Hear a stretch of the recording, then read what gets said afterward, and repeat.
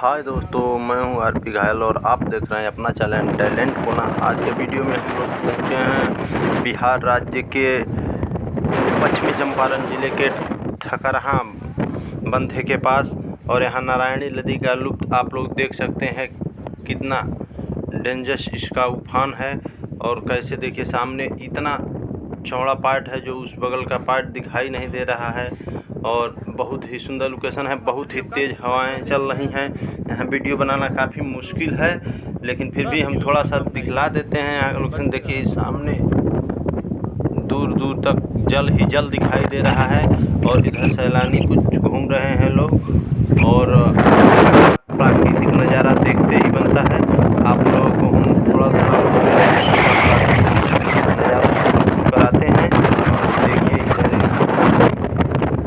शानदार प्राकृतिक का दुर्गम दृश्य, बस घूमने वाला।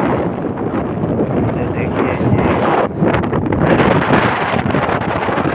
बैराग का लोकेशन।